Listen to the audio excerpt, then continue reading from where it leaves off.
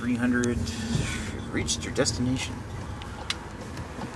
Oh, it's just right here. Somebody's house. This is kind of. Gonna get raped? This is kind of sketchy. My tie.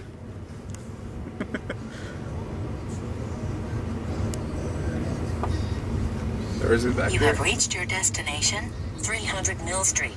It is on your Oh, there it left. is. TWB. Hole in the wall. Well, that's where most breweries are. Like, the one we were just at is one of the only ones I've been to recently that's very public.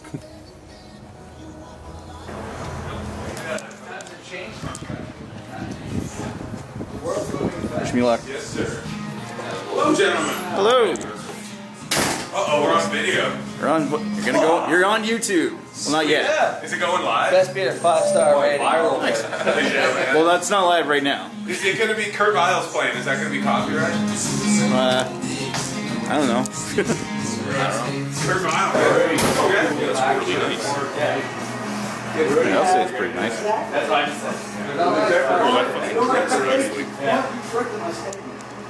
love that coffee taste on the back. Yeah. Because it's not overpowering. It's just, it's there. Let's just keep saying yeah. I give it a 9 out of 10. That's what I give. What about you, Nicholas? I like it. I'd give that a 7.5. That's pretty decent. Coffee.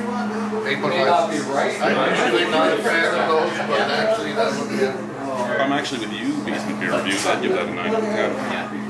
That's awesome. And I want these glasses. It's one of the few beers I haven't had from here, so I was looking forward to trying it. And Coffee Porter is one of my favorite beers. So, TWB Coffee Porter.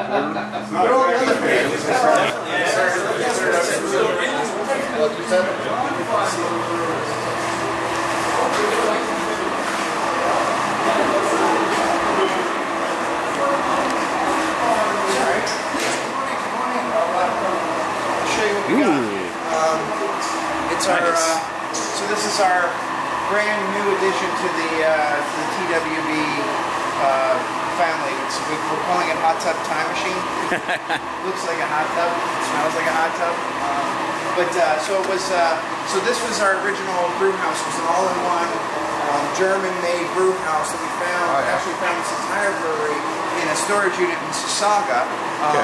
It came with the brew house. It came with 3 15-hectoliter fermenters. It came with the 6,000-liter bag-in bright tank. So it's actually a bladder in the bright tank that pushes out. We're the only ones that have that kind in North America. The only ones in Canada. The only other ones in Canada are in steamless. So they have 250-liter. 2 of them that are 250-liter, and they're a different company. So. This is a BTB Brow all-in-one brew house. I'm issuing a challenge to anybody who can find me one. The first person that can find me one in use somewhere being used, I will handsomely reward them. And because I haven't been able to find anybody in Canada or on ProBrew or anywhere that's able to find one of these. So what it is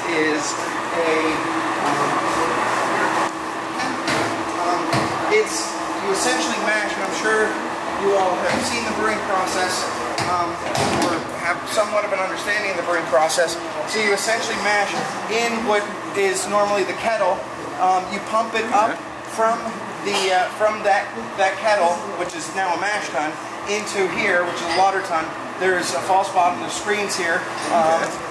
Then you lauter back down into this kettle and boil there. So it's an all-in-one brew house. It's got a low-pressure water jacket there that acts as our boiler, that acts as our heater and our heating element. And so it's got 6 electric probes in there, and it's under 14 psi of pressure, and it boils in there. So we don't have to actually clean the electric elements that are in there boiling it, which is one of the drawbacks of electric brew houses. You actually have to take the elements out, or you have to find a way of cleaning them, because all the sugars adhere to them when they're when you're brewing, when you're boiling the wort. So that is this esoteric beast we call BTB, or we call Sputnik. We bought Hot Tub Time Machine because this brews 5 hectoliters at a time, and it can only brew 5 hectoliters at a time. It's fickle, and like I said, it was stored on its side, so a lot of it is kind of crooked and cockeyed, so a lot of stuff gets in under the false bottom and clogs up the pipe underneath that draws all the lautering down into the kettle. So it sticks, it clogs up easily. So we can only do about 5 hectoliters at a time, and then clean it out, and then start it over again the next day. So Greg, I sort of got to my wit's end, and I was like, oh, please, my kingdom, for something that would fill one of these up in 2 days, or at least, or at best a day, because this basically fills up 2/3 of this in 2 days. Now we have Hot Tub Time Machine, which will allow us to do 15 hectoliters in a long day. Nice. Yeah, it is. It's nice. Well, in theory, it's nice. In theory, it's nice. All that in a breath. It's amazing. I don't know how you got all that. I don't bore anybody, so I figured Maxwell Starr Brewery all the way. Quite impressed with everything he's got to say. How valuable it costs. Good beer, good people, good times. Totally agree. Absolutely. Great brewery. I'm glad you guys are here. Cheers. Cheers. Cheers. We got kind of like this, just a steel dome tank with a nice shallow dish bottom. And we were actually looking at buying one from Ripley Stainless or Glacier Tanks, one of the places that manufactures them in the States or in Canada. But they all told us it was going to be $10,000 plus shipping, plus they weren't going to be able to get it to us till the end of the summer. And so we're like, because the summers are busy season. So we had a relationship with a guy in St. George who was basically a stainless steel tank farm. And so we went on his site, looked at him, couldn't find anything, and then he put something up there, because we called him, he put something up there, and it was this thing, and it had the perfect dimensions that we were looking at in the mash tuns that we were looking at. And Greg is one of our members, and it's one of the benefits of the co-op is we have members that are of various skills, and Greg's skill is an industrial welder, and so he basically turned this just tank. This wasn't here. He made the hinge, he made the supports, he made the door from scratch. He did this the only way in and out of this thing is a small port at the bottom. He put 6 ports on there, all sanitary welds, and did it into him and Ben, who's our electrician, also a very handy tradesperson, did it in 2 weeks, which was amazing. And bought it for $1,600, I think all told. Time and labor was around $4,000 for a new mash. Now it's my turn to dial it in. So I just got this thing ready and dialed in and able to make 5 hectoliters exactly how I want it. And now I am looking around and trying to do this, which in the short term is really frustrating, but in the long term is going to be liberatory, because I'll be able to fill up that and not just and fill up Dan's glass. Your beer is worth the effort. Thank you, sir. Bit of effort you put into it is definitely worth your beer, because all 6 of them that I sampled today, I was quite happy with every single. I don't like coffee, and you made a coffee beer. I'm not even sure the name of it, but I mean, the coffee beer I like. Well, it's more of a latte with a beer. I mean, that was really nice. It's called Principle 6 because it's Principle 6 of the cooperatives is cooperation amongst cooperatives, and we got the coffee from Planet Bean. That's another that's a worker-owned cooperative as well. So you find one thing that works with the other, and exactly. It's like peanut butter and broken glass. Yeah, they taste great together. Yeah, lay it on the right way. You never notice the chunks. Exactly. So we also got 15. We got 3. This whole system came out of a storage unit in Mississauga, as I said. It was built in Germany, except for those tanks were built in Holland. It is originally, it was put into original use in Split, Croatia we're guessing a small cramped brew pub, because there's no other reason as to why you would have this unit anywhere. It's a German torture device when you think about it. It really only brews 500 liters at a time, and it's not the most effective at doing that.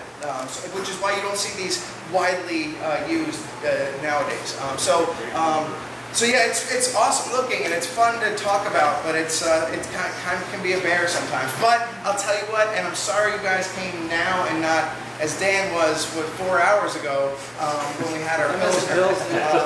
I missed the Pilsner. I know. Why did you away with the last bottle of Pilsner? I know this The one thing this was built to do is brew 500 liters of German Pilsner, and it does that amazing. Because the first, every other one I had to dial in and had to struggle trying to figure out how to the crush and the sparge and the lautering and everything. This, boom, for some reason the clouds opened up, the sunshine, and the Pilsner went, and it was fantastic. It was a fantastic Rainbows all day. Rainbows all So day. yeah, and now it's gone, so I guess I shouldn't be telling you about it because You should be brewing more! I should be brewing more, Tease. but we can't.